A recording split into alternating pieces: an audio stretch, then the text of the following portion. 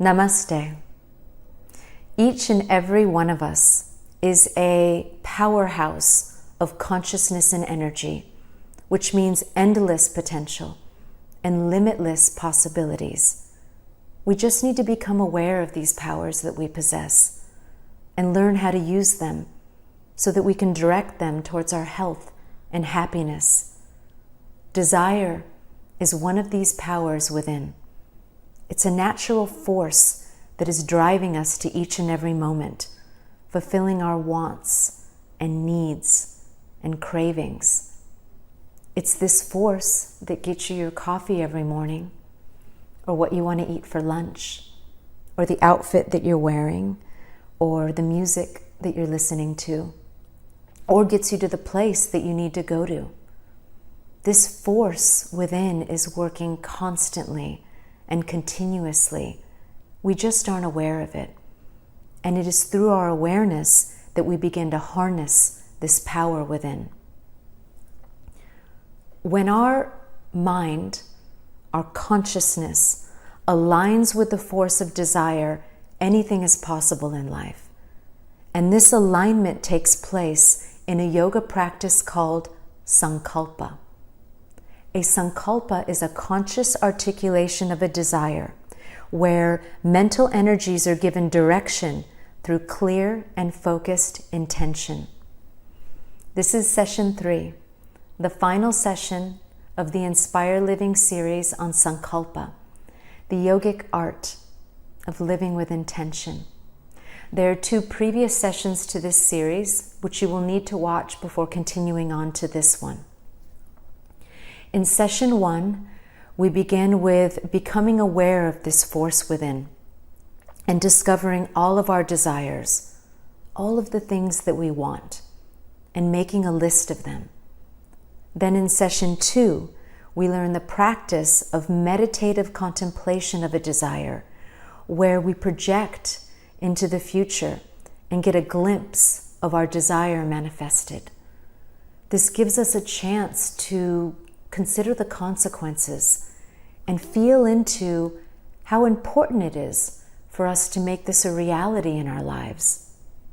By doing these 2 practices, becoming aware of your force of desire, and then bringing your consciousness, directing your consciousness towards it by examining your desires to know which ones are important for you to pursue. This has awakened another power within, which in yoga is called Jnana Shakti, your power of wisdom, your power of knowing. At this point, you are in a very powerful place to create. You've done the preliminary work, and now you're ready to do the practice of Sankalpa, which involves forming a Sankalpa and then planting it within the deeper consciousness where the faculties of mind have a lot of force. So let's start with forming a Sankalpa. First, you will have to choose one desire to focus on. It's important the first time that you do this practice that you stick with one Sankalpa until it manifests, because it's going to form a very powerful pattern within the mind, which will be the foundation for all of your future Sankalpas. And once you've done this and you've experienced the power that you have to create the life you want, it's going to bring you confidence, which awakens another power within, your Isha Shakti, your power of will, your willpower. So it's a good idea to start with a smaller Sankalpa first in order to do this. Or you can break down a bigger Sankalpa into steps and then begin with the first step. So let's use the example, I want to get in shape. Rather than starting with the ultimate goal, you could start with a smaller Sankalpa, like I will do a 2-day juice fast and cleanse my body. Fasting is a great way to increase your Sankalpa Shakti, which is the power behind your Sankalpa.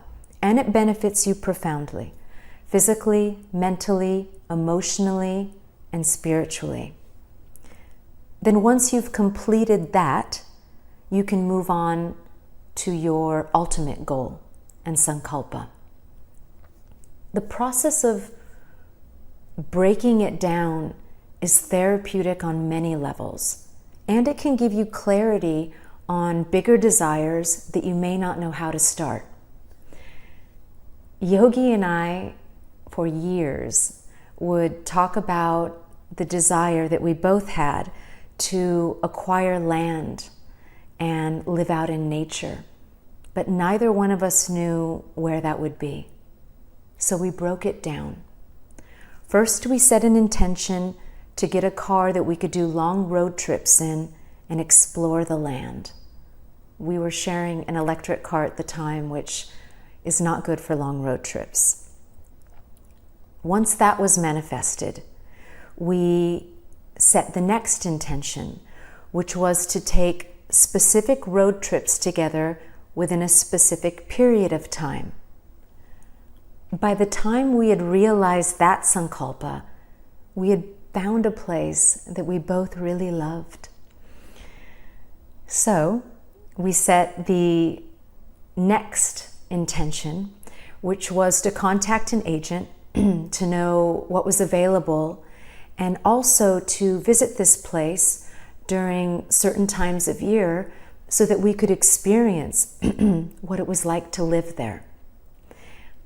I went from feeling frustrated that I didn't know where we were going to create this life that we both so wanted, to feeling fulfilled and having a great time in the process of discovery and in the process of knowing.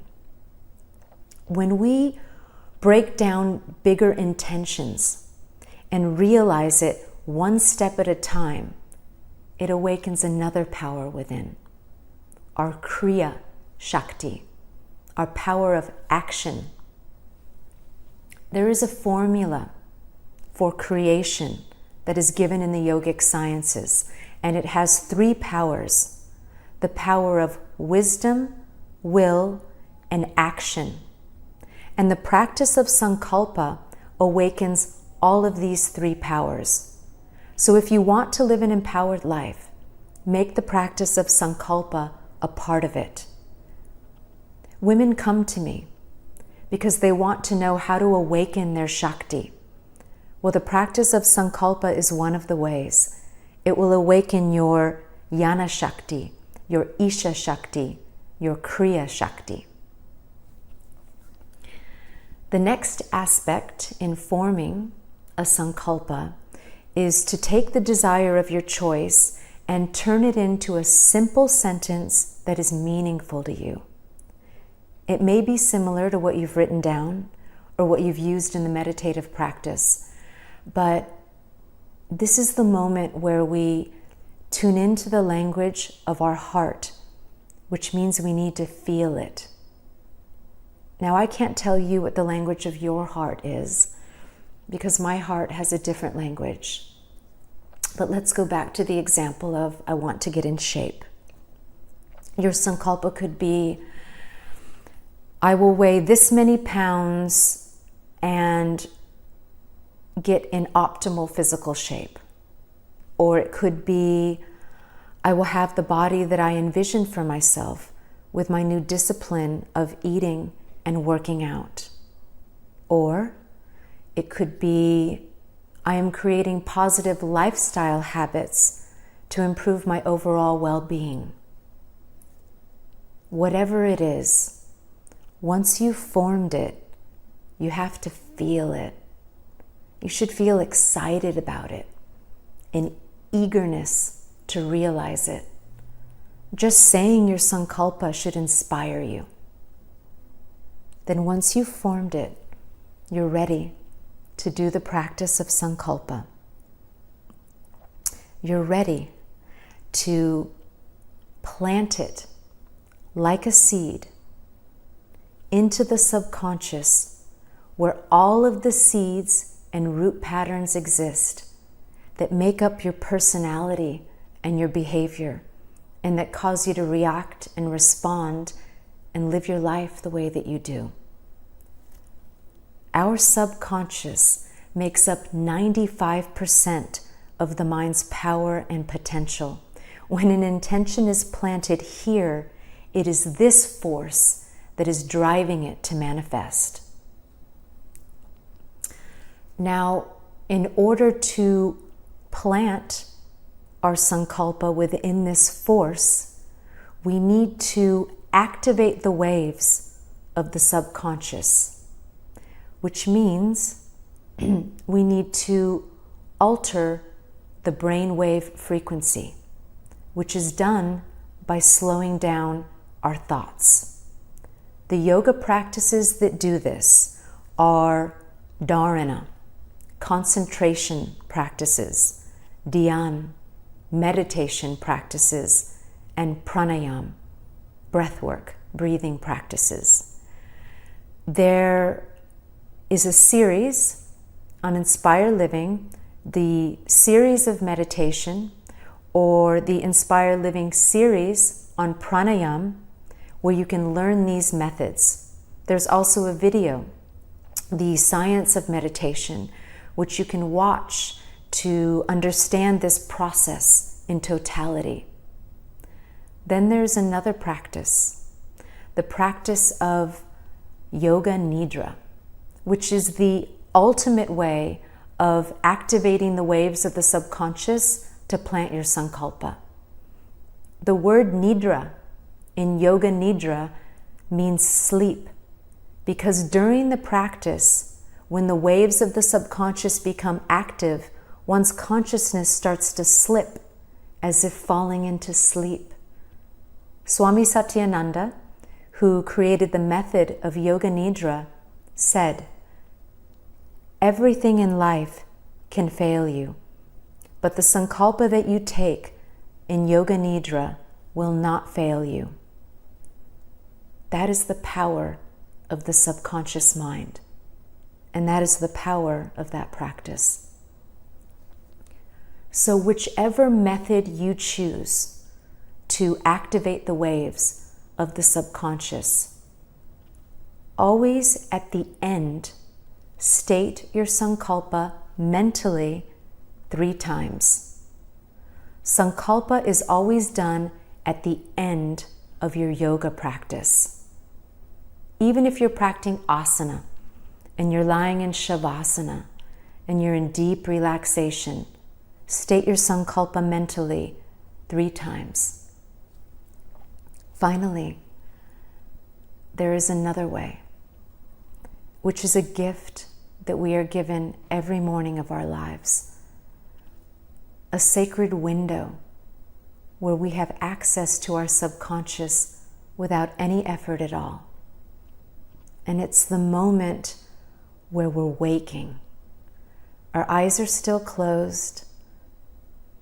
We're not awake yet. We're not asleep. Maybe we're drifting in and out. This is the moment where you state your Sankalpa again and again and again. You can even bring it to life within the mind and feel in to this new reality. So let's end with a simple practice that you can do any time of day to plant the seed of your Sankalpa. Come into stillness, and when you're ready, close the eyes. Taking a deep breath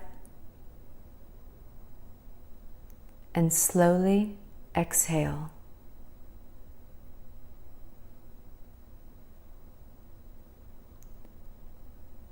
Another deep breath. Exhaling slowly.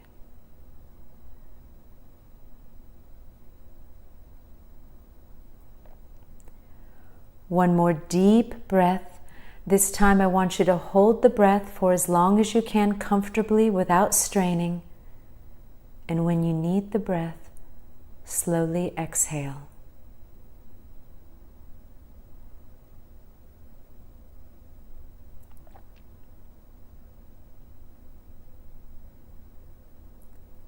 Now breathe normally, allowing the breath to naturally become deeper. Inhaling deeply, exhaling slowly.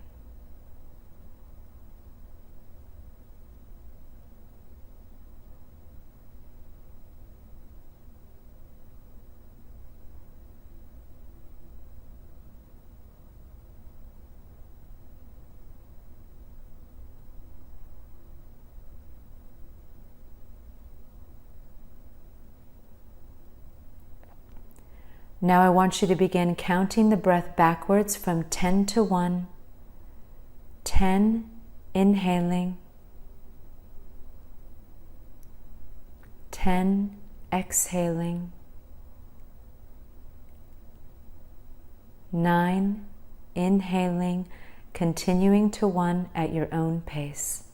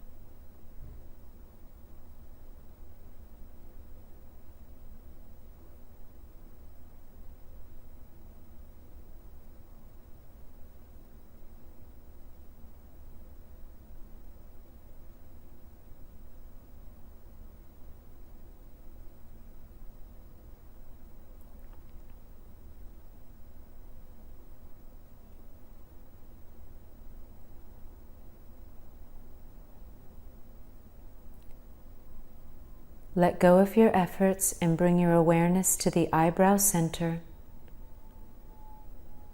I want you to mentally state your Sankalpa 3 times with full awareness and feeling now.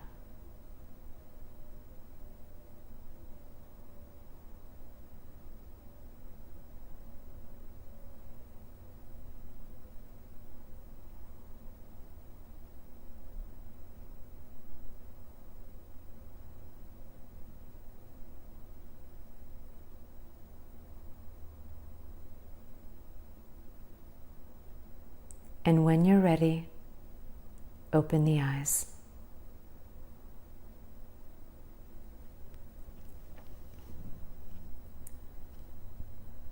Continue planting the seed of your Sankalpa morning and evening or more until it is realized.